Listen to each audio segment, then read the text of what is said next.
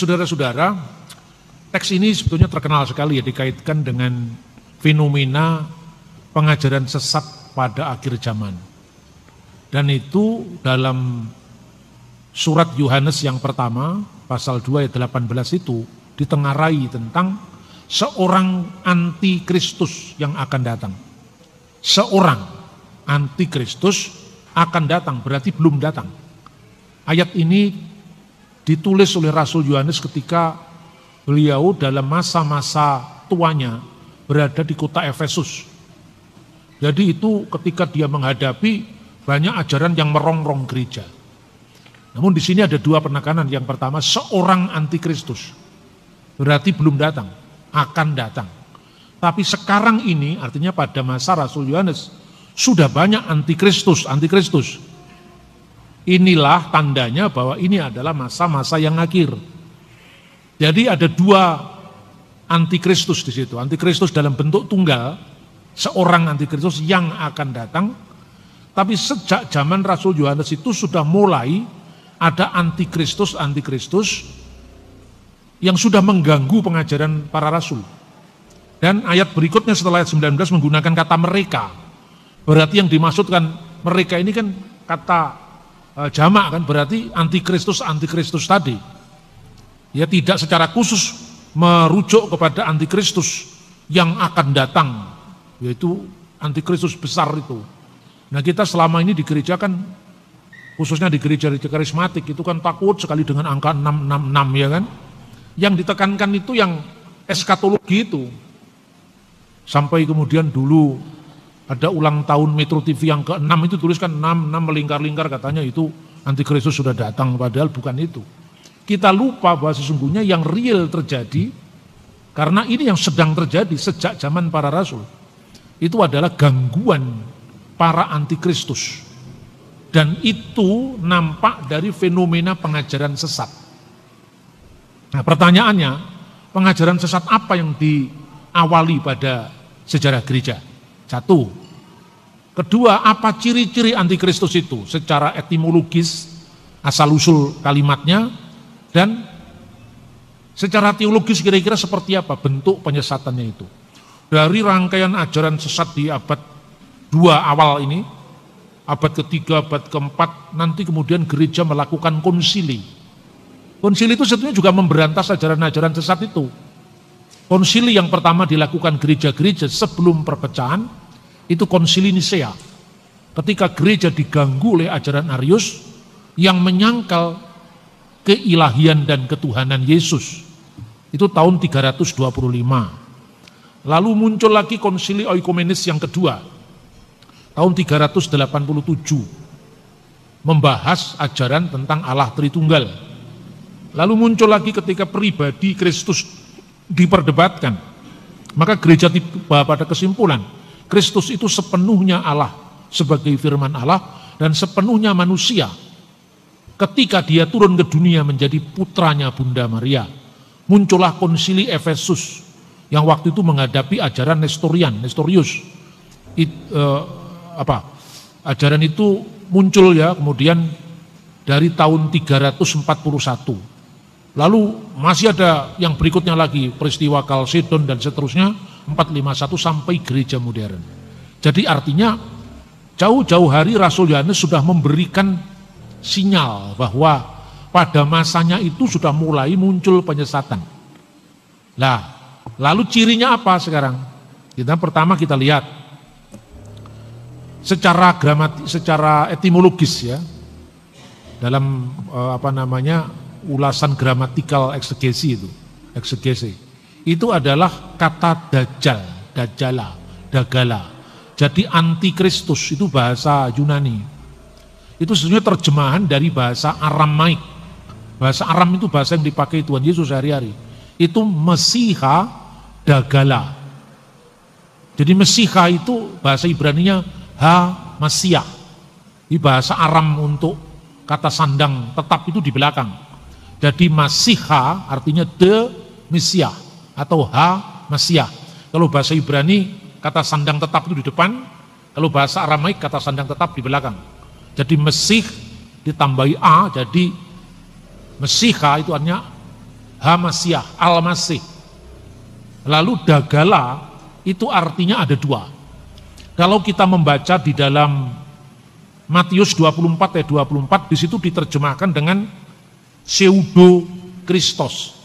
Pseudo itu artinya palsu. Kristus, Kristus palsu.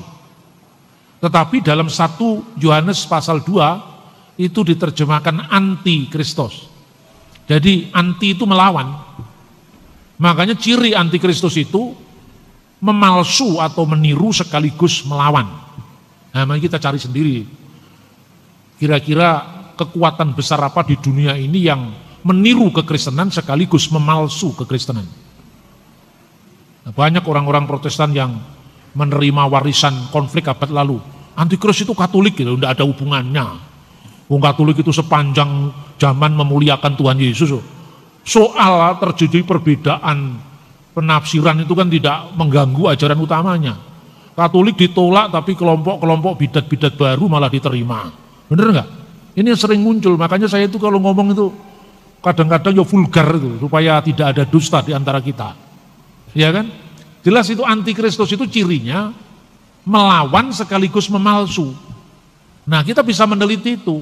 Pertama kali, ciri antikristus yang meraga atau mengambil tubuh secara wadak, secara fisik dalam bentuk ajaran-ajaran sesat, itu mereka asalnya dari kita. Tapi karena tidak benar-benar, ya artinya mengikuti ajaran yang benar, akhirnya dia terpisah dari kita. Itu ajaran bidat maksudnya di situ. Nah, bidat itu cirinya yang pertama itu tadi, memalsu atau meniru, dan yang kedua itu adalah ajaran yang melawan. Jadi kalau Anda menghadapi sebuah ajaran yang terang-terangan melawan kan mudah menghadapinya. Ya toh? Misalnya kalau bicara tentang ateisme yang agresif melawan kekristenan itu kan jelas. Ini orang yang tidak bertuhan kan mudah sekali melawannya. Tapi kalau kami juga pengikut Yesus, kami lebih tahu dari ajaran Yesus, kami menyempurnakan ajaran Yesus, kan lebih sulit. Oh, ngakunya ikut Yesus kok. Lah ini yang terjadi. Jadi memalsu dan meniru, tapi sebenarnya dia melawan inti kekristenan. Nah, kita kan bisa melihat dari sejarah. Pada zaman abad-abad awal, itu gereja sudah menghadapi ajaran sesat ini. Yaitu apa? Gereja yang memisahkan Yesus dari Kristus. Ini bukan gereja, komunitas, sorry. Yesus itu kan sosok kemanusiaan yang lahir ke dunia itu kan. Makanya malaikat berkata, anak yang dilahirkan itu akan disebut Yesus, karena dia akan menyelamatkan umatnya. Jadi Yesus itu bukan nama Allah. Yesus itu nama kemanusiaan firman yang menjadi manusia. Nah, lalu Kristus itu artinya yang diurapi, dia yang diurapi. Itu makna yang sesungguhnya.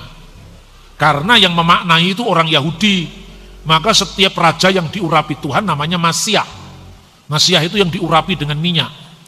Kegagalan demi kegagalan dalam sejarah Israel, setiap raja dilantik gagal, akhirnya muncullah pengharapan dia yang satu-satunya diurapi, yaitu juru selamat pada akhir zaman.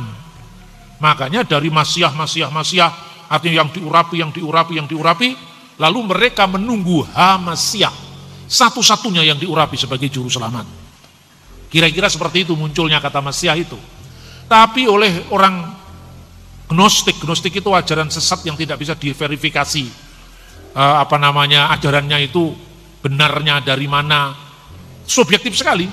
Pokoknya dia menerima wahyu yang menyempurnakan, itu ciri ajaran Gnostik dan tidak bisa di cross check secara historis.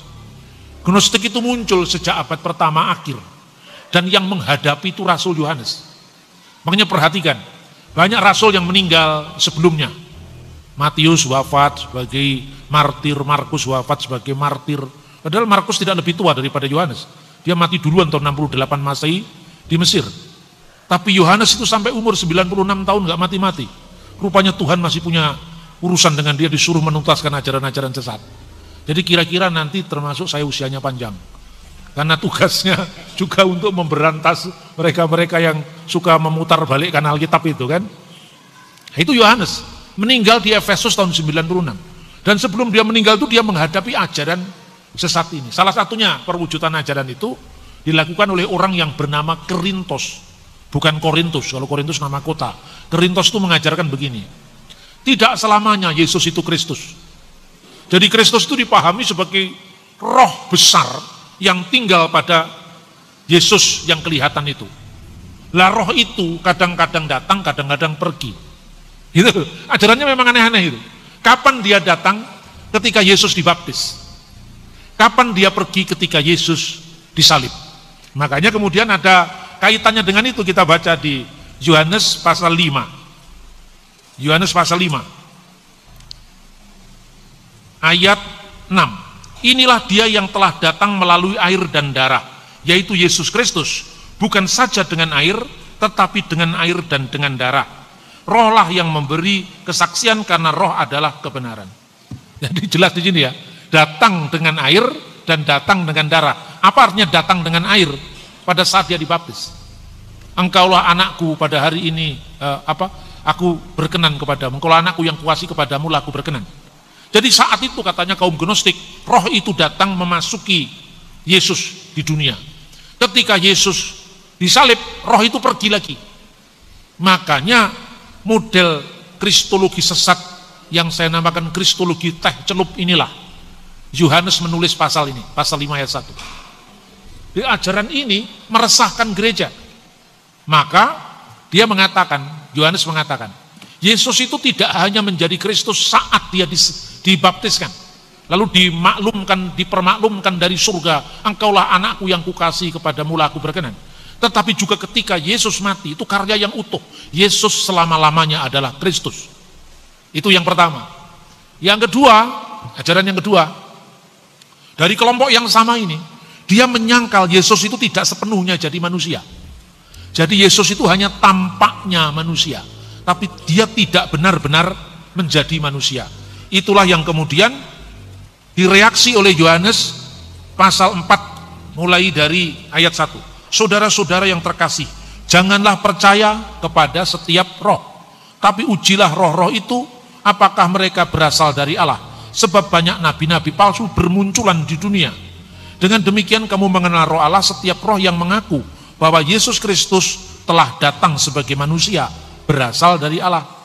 Dan setiap roh yang tidak mengaku Yesus, maksudnya Yesus yang telah datang sebagai manusia, tidak berasal dari Allah. Roh itu adalah roh antikristus, dan tentang dia kamu dengar bahwa ia akan datang dan sekarang ini sudah ada di dalam dunia.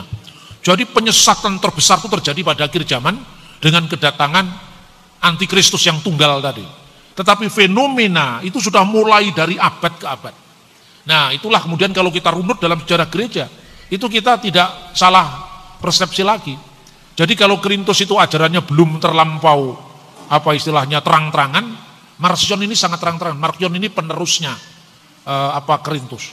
Suatu saat katanya sejarah ini, yang nulis sejarah ini adalah Irenaeus. Irenaeus itu muridnya Polikarpus, dan Polikarpus muridnya Rasul Yohanes. Itu tulisannya terpelihara semua sampai hari ini. Salahnya gereja modern tidak mau belajar dari akar sejarah. Akibatnya bingung begitu diserang. Yesus baru jadi Tuhan dilantik tahun 325 kita heboh. Maka saya selalu mengatakan para apologet Kristen, keunggulan kekristenan itu adalah data-data yang lengkap. Nah kalian kalau diajak adu ayat jangan mau. Karena kalau adu ayat kita mesti kalah. Kenapa kalah? Karena belajar Alkitab ini tidak mudah. Ini buku yang mencakup kurun waktu sekitar 1500 tahun. Bahasanya kitab Taurat, kitab Kejadian, Keluaran, Imamat, Bilangan, Ulangan, kalendernya coba cari hari Paskah. Bulan Paskah bukan Nisan, Nisan itu baru muncul setelah zaman pembuangan. Lah kalau orang tidak paham, lah ini ayat Alkitab saling bertentangan. Loh zamannya berbeda, nama kalendernya juga beda, dipersoalkan. Nah terus kemudian dibandingkan misalnya satu kitab yang namanya Quran. Nah Quran itu kan kitab yang muncul dari satu zaman. Satu zaman, satu nabi yang diyakini sebagai penerima wahyu, satu bahasa, ya lebih mudah belajarnya. Ya kan? Kalaupun belajar sejarah cukup sejarah abad ke-7. Kalau belajar arkeologi cukup arkeologi zaman Nabi Muhammad. Lah ini apa arkeologi zaman Romawi cocok untuk masanya Daniel, cocok untuk masanya Musa. Itu berbeda-beda coba. Mene-mene tekel urfasin itu bahasa apa? Itu enggak ada dalam bahasa Ibrani, enggak ada dalam bahasa Aram, enggak ada dalam bahasa, itu bahasa Persia. Kenapa bahasa Persia? Karena waktu itu konteks hakikatnya pembuangan Babel. Itu loh saudara-saudara. Jadi ada banyak hal yang sesungguhnya secara metodologis kita ini keliru.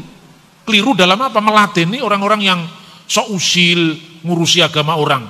Padahal kita tidak pernah ngurusi mereka. Lah kita jangan mau terjebak. Kalau kita mau terjebak, kita ngomong kitabnya orang itu bisa masuk penjara. Karena dianggap melakukan tindak pidana penodaan agama. Tapi kalau mereka yang ngomong hanya dihukum 4 bulan. Kalau yang ngomong itu Kristen 10 tahun kan nggak imbang ini. Menghadapi ketidakadilan seperti ini musuhnya hanya ilmu pengetahuan, bukan emosi. Ya jadi strategi militansi aja nggak cukup. Militansi tanpa strategi adalah kekalahan. Makanya kita jangan menjadi petinju yang sembarang memukul. Nah kembali kepada antikristus tadi. Jadi cirinya antikristus yang dihadapi oleh generasi kemudian itu dikembangkan. Siapakah roh antikristus itu? Yang telah menyangkal Yesus telah datang jadi manusia.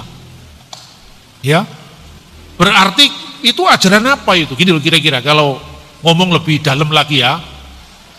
Zaman sebelum kekristenan muncul di bumi ini, dunia waktu itu sudah diisi dengan berbagai spekulasi melalui filsafat Yunani. Ya ini saya ngomong sekilas saja supaya tidak panjang lebar.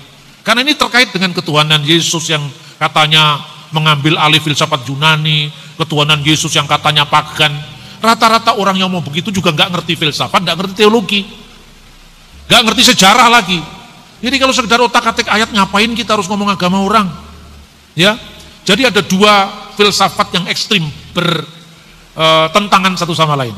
Satu yang disebut filsafat Parmenides. Filsafat ini mengajarkan bahwa realitas atau keberadaan ini sifatnya tunggal, tidak terbagi, tidak berubah. Segala sesuatu itu tetap tidak berubah. Hanya misalnya kalau satu panah sekarang di sini, pada waktu detik kesekian dia ada di sini, pada waktu ini dia melesat di sana. Panahnya ini tetap sama, hanya waktu yang membuat dia berada di tempat yang berbeda. Nah itu, yang begini nih, memang kalau kita tidak ngerti pun juga nggak apa-apa. Tapi paling tidak jangan awam. Musuhnya dari filsafat ala Parmenides itu adalah Heraklitos. Heraklitos itu mengatakan begini, segala sesuatu itu berubah. Satu-satunya yang tidak berubah adalah perubahan itu sendiri. Jadi semuanya itu berubah. Karena itu dunia itu semuanya berubah, tidak ada yang bisa dijadikan rujukan. Semuanya nisbi. 2 filsafat yang saling bertentangan itu didamaikan oleh Plato. Plato mengatakan Epimenides benar, Parmenides benar, Heraklitos juga benar. Yang dikatakan realitas atau keberadaan itu tidak berubah, tetap itu di alam ide. Alam ide itu tidak tersentuh oleh indera kita. Lah, Parmenides segala sesuatu tetap itu di sana. Sebaliknya, Heraklitos segala sesuatu berubah itu di dunia yang kita huni sekarang ini. Segala sesuatu berubah, nisbi, tidak ada yang bisa dibela mati-matian, tidak ada yang bisa pegang mati-matian, semuanya akan lewat dan berubah. Lalu Plato mencontohkan, ada orang yang terpenjara di gua, tapi kepalanya ada di mulut gua. Ketika ada sapi lewat di situ misalnya, dia menyangka bayangan sapi itu adalah sapi, padahal itu hanya bayangan. Ketika ada pohon diterpa matahari, dia nganggap bahwa bayangan pohon itu adalah realitas, padahal cuma bayangan. Ketika dia keluar dari penjara, dia tahu, oh semua itu hanya bayang-bayang. Dunia ini relatif, karena dia menjadi bayang-bayang dari dunia ide yang akan datang. Itu basicnya seperti itu kira-kira. Nah kemudian orang Yunani, dari pandangannya Plato itu lahir yang namanya Neoplatonisme. Misalnya dipimpin oleh Plotinus, Antonius Sakas. Dia mengatakan begini, karena Allah itu ada di alam ide, maka Allah tidak pernah bisa disentuh oleh kita ciptaan, kosmos, manusia, antropos. Karena manusia itu tinggal di alam yang temporal ini. Sementara Allah itu ditinggal di dunia ide yang tak terseberangi. Untuk berkomunikasi tidak mungkin, karena itu tidak terseberangi, tidak terjembatani. Makanya ada yang menjembatani. Itulah yang disebut logos. Logos itu bukan Allah dan bukan manusia, bukan theos, bukan pula antropos, bukan theos juga bukan bagian dari alam semesta atau kosmos. Jadi logos itu di tengah-tengah. Nah melalui logos inilah dijembatani antara yang sebelumnya tak terjembatani, antara Allah dengan manusia. Nah, seperti itu. Nah, kemudian ketika Alkitab diterjemahkan ke dalam bahasa Yunani di Alexandria, namanya Septuaginta. Bahasa Ibrani untuk Davar Elohim, firman Allah, itu diterjemahkan dengan Logos Tuteu. Tapi logosnya Septuaginta ini tidak sama dengan logosnya filsafat Yunani tadi. Nah, pergulatan terus dilakukan ketika orang, ini sebelum zaman Kristen semua yang saya ceritakan ini. Yesus belum turun ke dunia ini. Ini zaman sebelum Kristen, kira-kira abad ketiga sebelum Masehi. Lalu muncul seorang filosof Yahudi dari Alexandria namanya Philo. Philo itu mengatakan, logos itu begitu pentingnya karena menjadi jembatan antara manusia yang penuh dosa, manusia yang penuh kekurangan ini dengan Tuhan yang maha sempurna. Maka orang berdosa tidak mungkin mengalami kesempurnaan tanpa logos. Begitu pentingnya logos ini, maka logos disebut Deuterotheos, Allah kedua. Lah ini berarti kan apa? Menyimpang dari ajaran kitab suci, karena Alkitab tidak pernah mengatakan Allah itu ada dua, Allah itu hanya satu. Makanya kemudian ketika menghadapi kelompok gnostik yang mengatakan Yesus tidak pernah benar-benar jadi manusia, Yohanes justru mengajarkan enarki in ologos, bahasa aslinya ke ologos in prostonteon, ke theos in ologos. Pada mulanya adalah firman, dan firman itu bersama-sama dengan Allah, dan firman itu adalah Allah. Jelas logos itu Allah sendiri, bukan Allah kedua, karena Allah itu hanya satu. Shema Yisrael Adonai Elohenu Adonai Echad. Dengarkanlah wahai Israel, Tuhan Allah kita, Tuhan itu esa. Lalu logos itulah yang menciptakan alam semesta, tapi ini bukan logos yang terpisah dari Allah. Ini logosnya Allah. Firman ini firmannya Allah, maka firman itu harus sepenuhnya Allah. Lalu firman yang sepenuhnya Allah yang menciptakan segala sesuatu, maka ayat 3 dalam Yohanes pasal 1, segala sesuatu dijadikan oleh Dia. Dia di sini Yesus sebagai firman, sebagai logos, dan tanpa Dia, tanpa firmannya Allah, tidak ada sesuatu pun yang telah jadi dari segala yang telah dijadikan. Lalu ayat 14, dan firman itu dan logos itu telah menjadi manusia. Nah, sekarang pertanyaan, mana ajaran Yunaninya yang dituduhkan orang-orang polemikus muslim itu? Katanya Kristen jiplak filsafat Yunani. Kalian yang tidak tahu filsafat jangan ngomong filsafat. Mana ada dalam ajaran filsafat Yunani logos itu sepenuhnya Allah? Tidak, logos itu dalam filsafat Yunani adalah intermediary being, entitas yang bukan Allah juga bukan manusia. Injil Yohanes beda, firman itu adalah Allah, sehingga tidak ada dua Allah, cuma ada satu Allah, dan firman itu telah menjadi manusia dan diam di antara kita, dan kita telah melihat kemuliaannya, yaitu kemuliaan yang diberikan kepadanya sebagai anak tunggal Bapa, penuh kasih karunia dan kebenaran. Mana miripnya dengan filsafat Yunani? Istilahnya sama, tapi pemikirannya justru membabat habis filsafat Neoplatonisme. Nah, makanya saudara-saudara, saya melihat dari dua sisi. Teologinya ya kita pahami, tapi akar kata yang mengkomunikasikan gagasan Kristen kepada dunia saat itu juga harus dipahami. Nah, itulah ajaran sesat di awal sejarah gereja. Saya runut lagi. Marcion ini lebih kurang ajar lagi dari pendahulunya, Korintus. Dia mengobrak-abrik kanon perjanjian baru. Makanya gereja nanti melakukan kanonisasi. Apa yang dia lakukan? Jadi kalau Yesus tidak benar-benar jadi manusia, ya mau-maunya dialah, dia datang kapan aja dia mau, dia pergi kapan aja dia mau. Kau datang dan pergi sesuka hatimu. Itu ajaran gnostik itu. Guyon itu. Supaya Anda selalu ingat apa yang saya sampaikan. Ya kan? Belajar teologi itu tidak mudah. Maka perlu dijembatani dengan komunikasi yang agak-agak lucu begitu, supaya Anda ingat, oh itu yang dimaksudkan gnostik itu lagunya Diana Nasution misalnya gitu loh. Jadi kapan dia mau dia datang, kapan dia pergi dia datang. Dia tidak benar-benar jadi manusia. Karena tidak benar-benar jadi manusia, mungkinkah bayangan, mungkinkah entitas bayangan punya silsilah? Padahal Matius diawali dengan inilah silsilah Yesus Kristus, anak Daud, anak Abraham. Jelas silsilahnya, jelas siapa nenek moyangnya. Injil Matius buang, Injil Markus. Diawali dengan apa? Diawali dengan baptisan Yesus di Yordan. Roh tidak bisa dibaptis karena dalam ajaran yang paling awal tadi, dia hanya tampaknya muncul pada saat Yesus dibaptis, tapi kemudian pergi lagi, kan gitu kan? Makanya tidak mungkin Markus diterima. Markus dibuang sama Marsion. Yohanes apalagi, karena Yohaneslah yang menghadapi ajaran gnostik sebelumnya, dibuang karena ada penegasan firman itu Allah dan firman itu menjadi manusia, dibuang. Kemudian tinggal Injil Lukas. Injil Lukas dibaca pasal pertama, ada berita kelahiran Yesus kepada perawan Maria. Pasal kedua, ada sunatnya Yesus, ada kelahirannya, diberitakan oleh para gembala. Pasal 3, ada silsilahnya lagi. Waduh, gak ada yang cocok nih pasal 1, 2, 3. Pasal 1, 2, dan 3 juga dibuang. Tinggal pasal 4 sampai pasal 24 diambil sama dia, dikasih judul The Gospel of Marcion. Lalu gereja otomatis bertindak loh. Kita ini warisannya para rasul, kamu diajar oleh rasul siapa? Kamu ditahbis oleh rasul siapa? Enak aja kamu bikin ajaran-ajaran baru. Makanya gereja lalu mengadakan kanonisasi paling awal, yaitu yang sekarang dokumennya dikenal kanon Muratori. Itu ditemukan sudah sekitar tahun 150 Masehi. Itulah zamannya Marcion. Pertanyaannya sekarang, kenapa Marcion harus mengubrak-abrik perjanjian baru? Kenapa Marcion harus mencuri kitabnya dari perjanjian baru?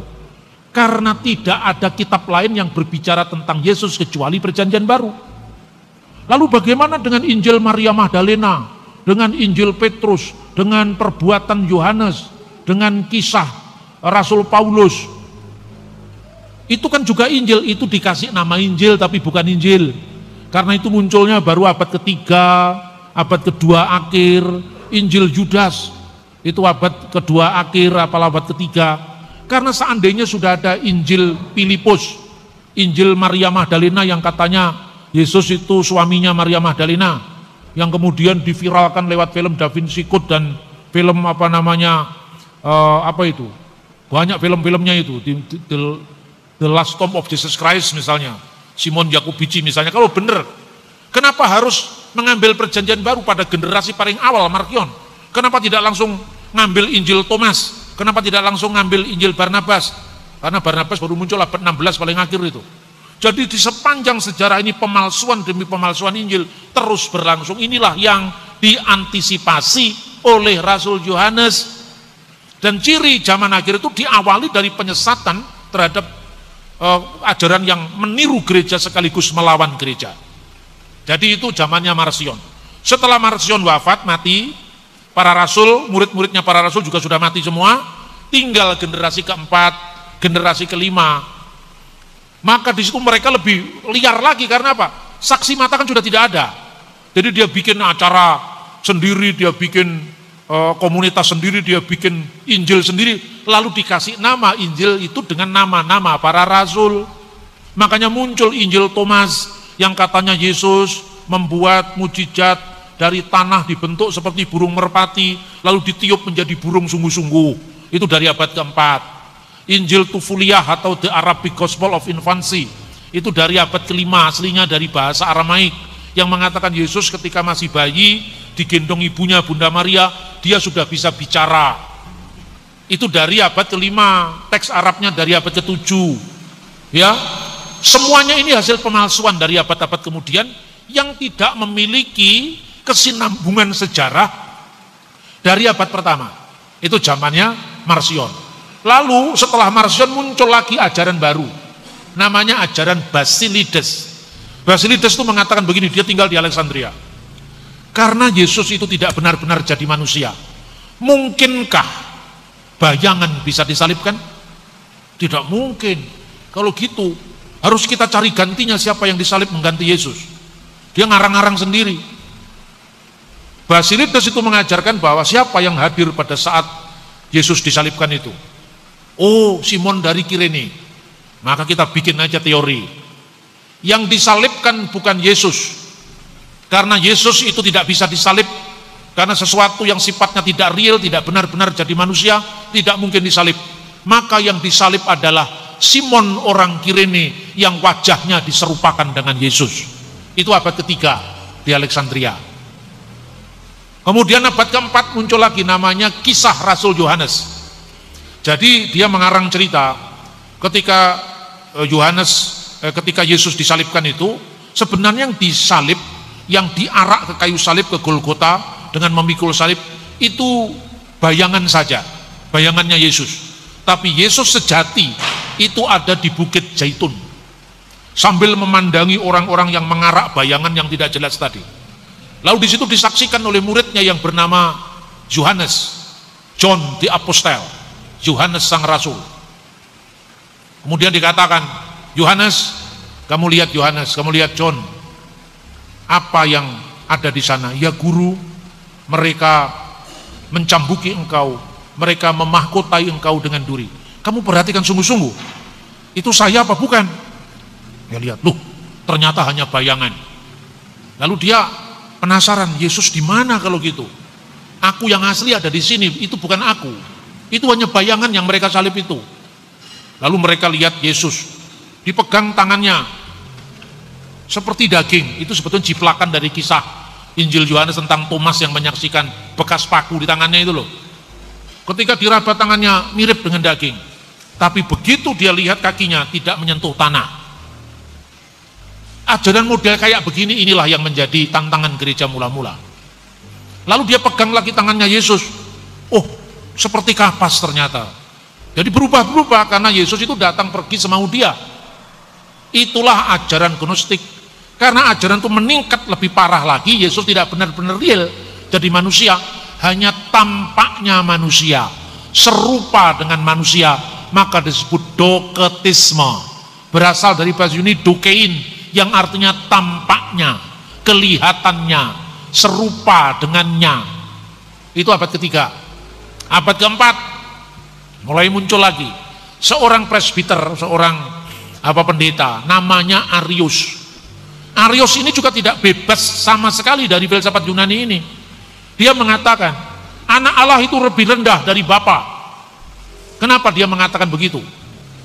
Karena dalam pandangan filsafat Yunani ya, tidak ada creatio ex nihilo, tidak ada penciptaan dari tidak ada menjadi ada, tapi alam semesta ini mengalir dari yang maha ada. Jadi alam dengan Tuhan itu sehakikat. Seperti apa itu? Seperti laba-laba dengan rumahnya. Rumah laba-laba itu dibuat kan dari ingusnya laba-laba itu. Jadi sehakikat itulah teori yang namanya emanasi, pengaliran. Jadi segala sesuatu itu mengalir dari Tuhan, entitas awal ini. Lah, yang mengalir dari aliran pertama ini tentu lebih rendah daripada sumber alirannya. Aliran yang ketiga mengalir dari aliran kedua, lebih rendah lagi. Makanya ada jenjang-jenjang ketuhanan. Lalu si Arius mengaburkan antara kemanusiaan Yesus yang kelihatan dengan firman Allah yang tidak berjenjang dengan Allah. Lalu dia katakan tidak masuk akal. Masa Yesus tidak lebih rendah dari Sang Bapa? Bukankah Yesus sendiri mengatakan di Injil Yohanes, Bapa itu lebih besar daripada aku? Padahal Yesus bicara seperti itu. Itu kan dalam misinya ketika dia menjadi manusia. Bapa lebih besar daripada dirinya. Tapi Yesus sebagai firman, apakah firman Allah itu lebih rendah dari Allah? Ini bukan ajaran filsafat Yunani yang mengalir tadi, tidak. Mengalir kan satu hakikat. Seperti riak-riak gelombang, itu kan satu hakikat dengan gelombang samudra. Seperti percikan-percikan api, itu kan satu hakikat dengan bara apinya. Nah itu bukan ajaran Kristen, itu ajaran emanasi dalam filsafat Yunani. Ajaran itu yang dalam filsafat ketuhanan disebut panteisme. Pan itu segala sesuatu, theos itu Allah, isme itu paham. Jadi paham yang mengatakan segala sesuatu itu adalah Allah. Lah inilah yang kemudian muncul di Injil Thomas. Injil Thomas itu mengatakan ini, usirlah perempuan itu daripadaku, kata Yesus. Kenapa guru? Karena perempuan tidak layak memperoleh hidup yang kekal. Terus kemudian muridnya bertanya, bagaimana supaya perempuan memperoleh hidup yang kekal? Suruh dia jilmakan dirinya jadi laki-laki. Nah ini ajaran gnostik. Lalu dari mana Yesus punya kata-kata seperti itu? Tidak ada saksinya kan? Nah ini perlunya yang namanya sejarah bapak-bapak gereja, agar kita tidak menafsirkan teks dari abad pertama semau kita dengan abad 20 karena gara-gara kita mengaku diri dari Roh Kudus. Roh Kudus bicara pada saya tadi malam. Di mana? Gimana ngomongnya itu? Klaim-klaim seperti ini kan menjadi ciri daripada gereja-gereja modern yang tidak bisa diverifikasi. Inilah ciri ajaran Gnostik. Jadi kalau ditanya, dari mana kau keluar ajaran itu? Zamannya Korintus gak berani terang-terangan karena Yohanes masih hidup. Zamannya Marcion tidak berani terang-terangan bikin buku sendiri karena apa? Muridnya Yohanes masih hidup. Namanya Polikarpus. Polikarpus menjadi uskup atau penilik jemaat salah satu dari gereja yang tercatat dalam kitab Wahyu 7 jemaat itu. Salah satunya kan muridnya Yohanes yang menjadi pemimpin di Smyrna. Masih ada saksi. Generasi keempat, kelima nggak ada saksi lagi. Kalaupun ada saksi, mereka masih bisa ngakali. Kamu lihat itu Injil Thomas. Kabarnya beredar di Mesir Injil Thomas. Siapa yang tulis itu? Kayaknya Thomas nggak pernah nulis Injil. Caranya cross check gereja bagaimana? Irenaeus muridnya Polikarpus, Polikarpus muridnya Yohanes. Saya bisa membuktikan daftar para penilik jemaat, para uskup, para episkopos yang ada di seluruh dunia ini, maksudnya dunia yang dikenal pada zaman dia. Siapa yang mentahbis dia?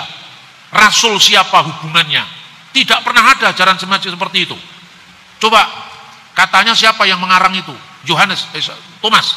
Thomas punya murid namanya siapa? Punya murid namanya Tadius. Tadius sudah wafat. Tadius itu kan muridnya Thomas. Thomas sudah wafat, Tadius punya murid namanya Agius. Agius sekarang ada, dia berkarya di wilayah ini. Cross check. Benarkah dulu gurumu pernah mengajarkan bahwa Yesus bersabda, usirlah perempuan itu daripadaku karena dia tidak layak memperoleh kehidupan? Oh enggak. Murid-muridnya Yesus juga perempuan. Ada Maria Magdalena, ada Marta, banyak muridnya, ada Salome. Tidak ada yang seperti itu.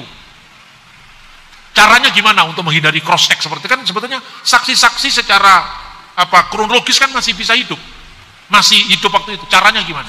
Baca The Gospel of Judas, The Gospel of Thomas, pasal pertama. Inilah perkataan rahasia yang diucapkan oleh Yesus kepada Thomas Didimus kembaran Kristus. Secara rahasia, maka intinya jangan kamu cross check, wong itu cuman rahasia kok. Ini wahyu khusus. Bener gak? Persis sama dengan Injil Yudas. Injil Yudas mengatakan, inilah perkataan rahasia yang diucapkan oleh Yesus Kristus hanya kepada Yudas seminggu sebelum kematiannya. Cross checknya bagaimana? Jual Bapak. Jadi anak itu kiasan untuk firman Allah. Nah sekarang ada waktu di mana anak Allah tidak ada. Arius dipanggil sama patriarknya. Patriark itu kalau sekarang di gereja Protestan ketua sinode.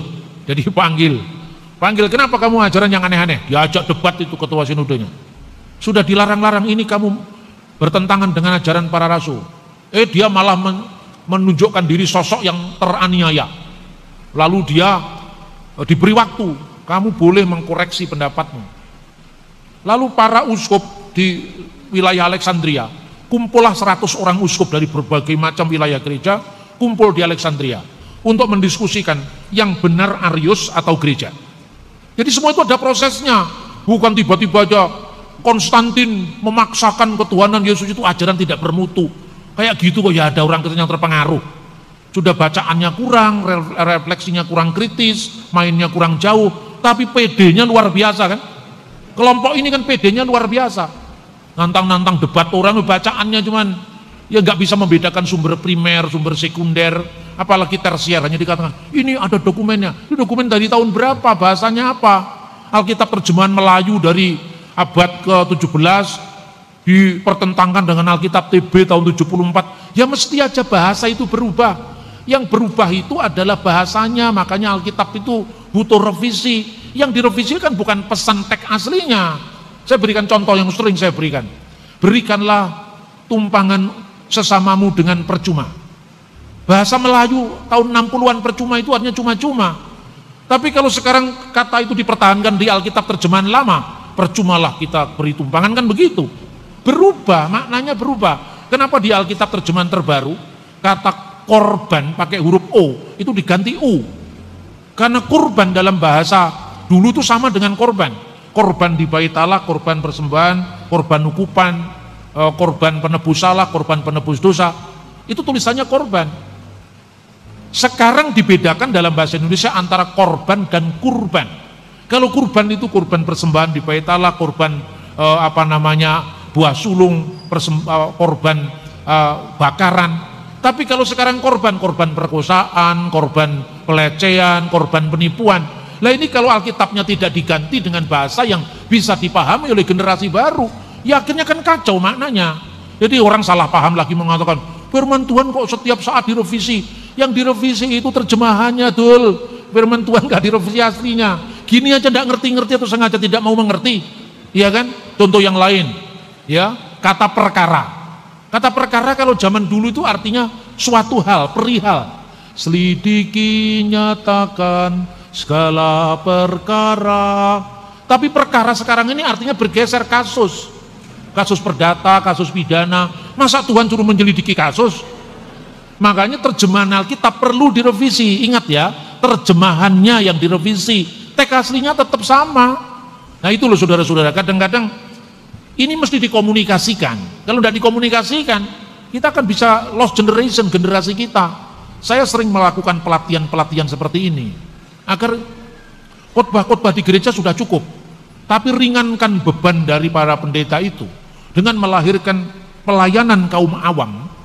Ya sekalipun dia belajar teologi bukan untuk ditahbis jadi pendeta, tapi untuk memperluas jaringan pelayanan gereja, karena tidak mungkin seluruh pendeta harus menjawabi orang satu-satu. Sekarang belum dibikin bukunya dijawab, besoknya muncul lagi yang baru. Kristen nyolong Tauratnya Yahudi, coba. Jadi kita tidak main di dunia medsos ini, kita bisa ketinggalan. Tapi kalau kita main di dunia medsos, nunggu kita ahli, kita akan kelewatan, kita akan ketinggalan. Nah kembali ke konsili tadi, setelah diperingatkan 100 orang, dibuktikan kamu salah. Yang kamu sebut anak Allah tidak mungkin setara dengan Bapa, itu kemanusiaan Yesus. Tapi kalau firman Allah, masa kamu bedakan dengan Allah? Kamu ini secara tidak sadar terpengaruh oleh filsafat neoplatonisme, bahwa aliran pertama dari sang realitas ini lebih rendah dari aliran seperti air sungai itu loh. Air samudra gitu. Nanti di sungai yang paling dekat dengan samudra kan ikannya lebih banyak. Nanti begitu semakin jauh diganti, tidak ada ikannya lagi di situ. Karena apa? Sudah airnya menjadi air tawar, bukan air asin gitu loh. Jadi semakin dekat dengan samudranya, semakin asli, semakin melimpah. Semakin jauh dari limpahan ketuhanan itu. Makanya kurang ilahi yang jauh itu. Yang pengaliran kedua lebih dekat dengan yang ilahi. Aliran ketiga sedikit lagi tinggal 80%. Aliran keempat sedikit lagi tinggal 70%. Itulah ajaran yang nantinya disebut ajaran martabat 7 dalam aliran tasawuf Islam itu. Nah ini mesti dipahami. Ya, kemudian disidanglah Arius itu. Kamu kalau tidak mau mengubah pendapatmu, kamu harus keluar dari Mesir. Keluar dari Mesir dia. Tapi di sana sini dia tebar pesona. Tebar pesona, saya orang yang dianiaya oleh patriark saya, oleh ketua saya dianiaya, saya dianggap sesat. Padahal yang saya lakukan kan saya cuma mengatakan apa yang sesuai dengan Alkitab. Karena Alkitab mengatakan Bapa itu lebih besar daripada aku. Lah orang yang dengar di luar, keterlaluan sekali Patriark Alexander. Kan Arius benar mengatakan Bapa lebih besar daripada aku. Padahal kasusnya apa di situ? Bapa lebih besar daripada itu merujuk kemanusiaan Sang Kristus, tidak merujuk kepada keilahiannya sebagai firman Allah. Kira-kira kalau dipersingkat begini, firman Allah dengan Allah itu duluan mana? Ini kalau soal urutan kan, duluan Allah apa duluan firman Allah?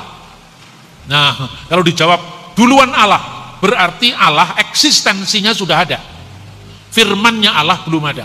Berarti ada waktu di mana eksistensi Allah sudah ada, firman Allah belum ada. Berarti pernah ada waktu dia tidak punya firman, pernah ada waktu dia tidak maha berfirman, pernah ada waktu dia tidak bisa berbuat apa-apa, mencipta pun tidak bisa karena firmannya belum lengkap. Apa seperti itu? Bayi lahir tidak bisa langsung ngomong I love you kan, baru dia belajar bahasa Inggris, I just call to say I love you, itu kan proses belajar. Jadi manusia dapat bicara, dapat berpikir, itu proses belajar. Lah Tuhan masa pernah belajar? Tuhan tuh dari kekal sampai kekal, dia yang ada, yang sudah ada, yang akan datang. Dia tidak pernah tidak ada firman, dia tidak pernah tidak bisa berfirman, dia selalu maha maha dan maha. Maka Tuhan dengan firman-Nya dan dengan roh-Nya sejak kekal tidak bisa dipisahkan. Terus Anda tanya kepada saya, Pak Bambang, ini tolong Pak dijawab, jangan tersinggung ya Pak. Bapak dengan pikiran Bapak lebih tinggi mana? Itu pertanyaan orang yang kurang 1 on itu. Karena pikiran saya itu satu dengan saya, bagaimana bisa dibandingkan? Minta maaf Pak, saya tidak bisa menerima roh Bapak. Saya tidak bisa menerima pikiran Bapak. Saya hanya bisa menghormati Bapak. Loh, kalau kamu menerima saya, kamu harus menerima pikiran saya dan roh saya. Pak Bambang kita hormati, tapi rohnya tidak. Hanya orang-orang yang bingung yang mengatakan begitu. Karena Allah, firman Allah dan roh Allah itu satu paket. Bagaimana bisa dipisah-pisahkan? Bagaimana bisa dibanding-bandingkan? Pada mulanya Allah menciptakan langit dan bumi. Elohim Bereshit bara Elohim et hasamayim ve et sa'aret. Bumi itu belum berbentuk. Vhaaret hayetah tohu wa bohu. Belum berbentuk dan kosong. Itu proses keadaan dunia sebelum sempurna kan? Masih chaos, masih tohu wa bohu. Vehosek alpenitehom, dan kegelapan meliputi samudra raya. Viruah Elohim, perhatikan, dan roh Allah merakefet alfinihamayim, melayang-layang di atas permukaan air. Itu artinya bukan roh Allahnya lebih kecil dari airnya melayang-layang. Itu kata kiasan yang mengartikan Allah menyalurkan daya hidup dari dirinya sendiri kepada ciptaan itu, sehingga dari chaos menjadi kosmos, dari ketidakteraturan menjadi keteraturan.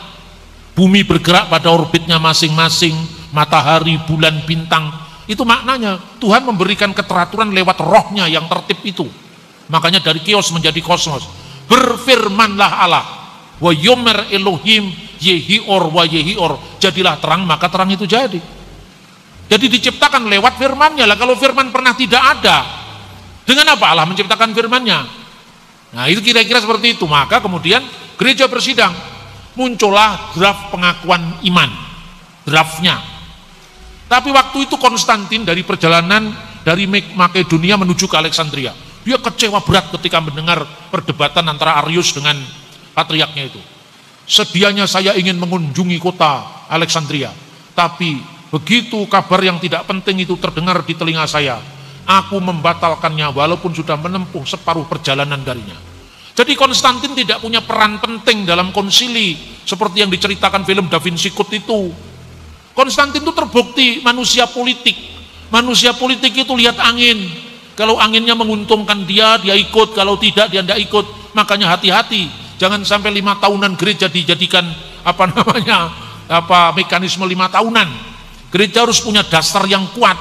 Maka kemudian Konstantin tidak jadi pergi ke Alexandria. Tapi kemudian ada uskup dari Spanyol, namanya Hosius, yang nantinya memimpin sidang pertama konsili ini. Dia mengatakan bahwa saya kira gereja punya pertimbangan sendiri. Bagi engkau wahai kaisar ini tidak penting, tapi bagi kami para imam-imam gerejanya, para pendeta gereja, kita tidak mungkin kompromi dengan ajaran-ajaran yang tidak diajarkan oleh para rasul. Lalu Konstantin mengizinkan Hosius meneliti kasusnya Arius itu ke Alexandria. Setelah diteliti, dia lapor kepada Konstantin, kita tidak bisa kompromi. Kompromi dengan Arius sama dengan mengoyakkan jubah Kristus.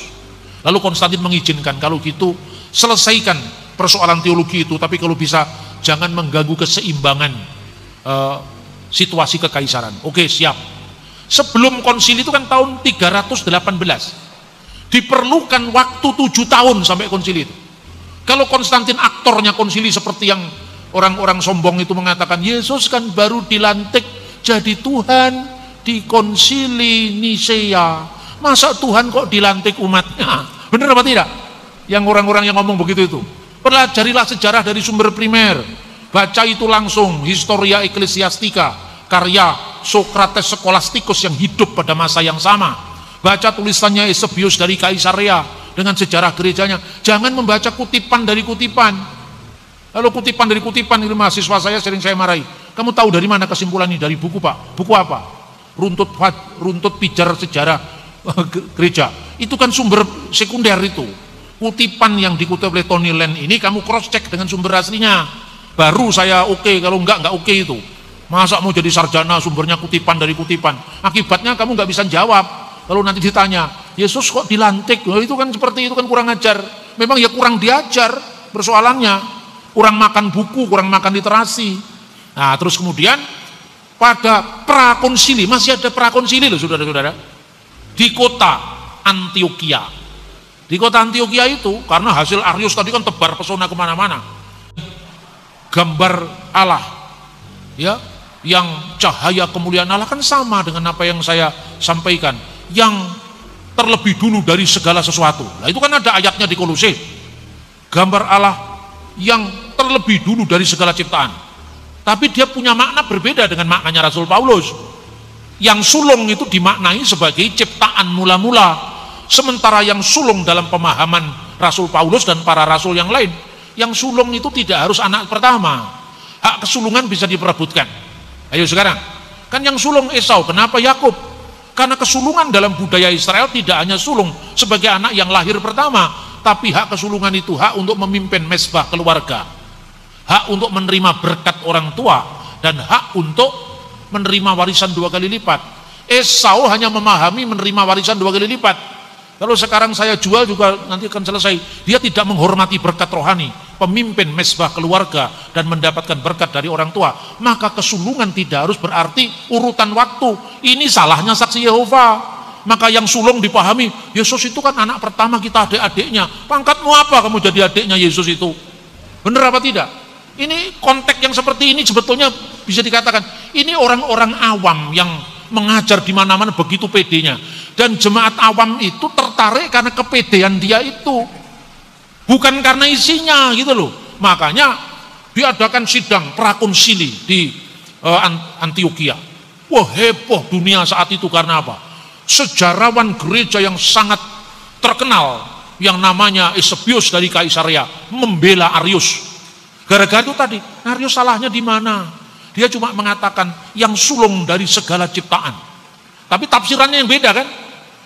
Kan kata yang sulung itu kan ada di pengakuan iman gereja kami, pengakuan iman Kaisarea.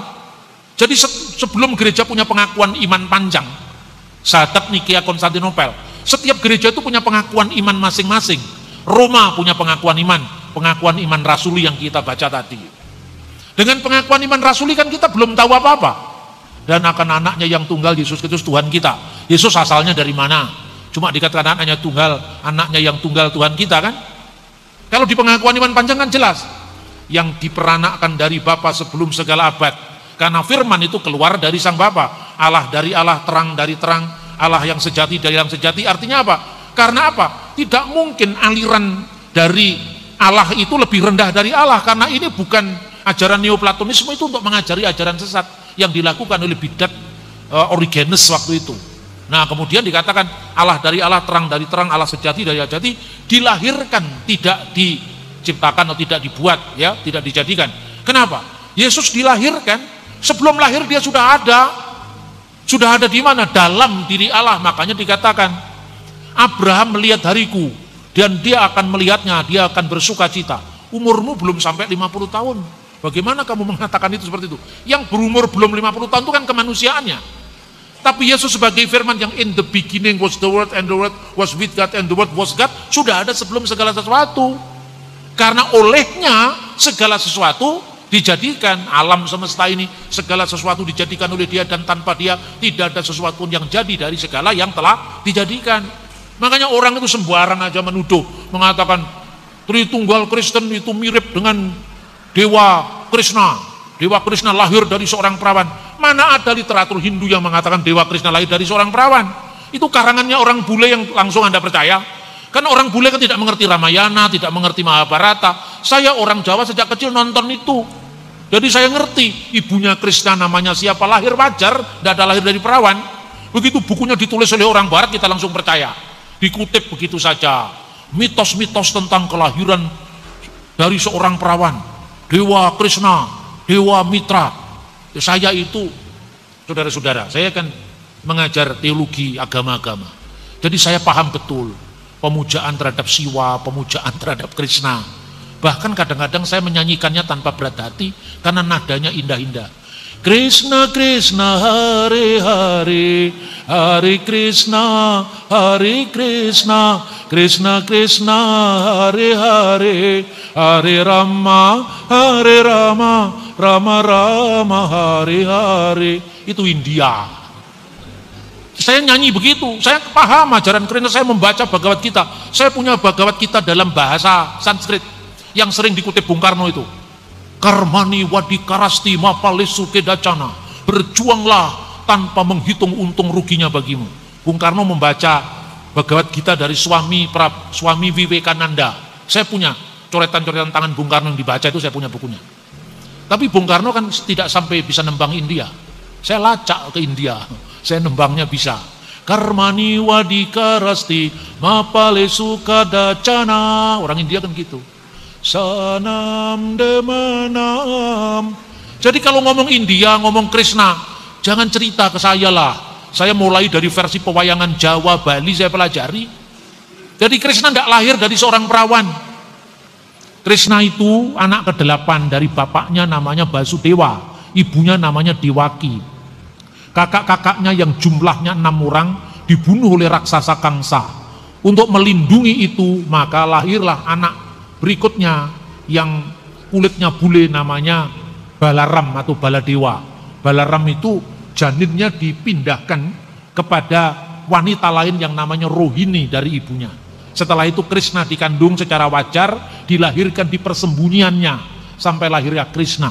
Nggak ada ceritanya lahir dari seorang perawan seperti kekristenan. Ada lagi yang mengatakan itu ciptaan dari Dewa Mitra Persia, lahir dari seorang perawan. Saya membaca langsung itu tulisan-tulisan Persia. Dewa Mitra lahir dari sebongkah batu, tidak ada lahir dari seorang perawan. Jadi cerita Mitra lahir dari perawan itu pengaruh Kristen yang memuncak setelah zamannya Kaisar Aurelian mengubah titik balik musim dingin yang dulunya dirayakan paling lambat tanggal 23 Desember menjadi 25 Desember. Karena kelahiran Dewa Matahari dijiplak dari Natal gereja. Jangan dibalik. Jadi katanya gereja mengambil Natal dari Dewa Pagan, itu keliru kebalikannya. Karena sebelum Natal diperingati, 25 Desember dijadikan perayaan Dewa Matahari yang namanya Natalis Sol Invicti. Itu tahun 190-an itu sudah ada Hippolytus dari Roma.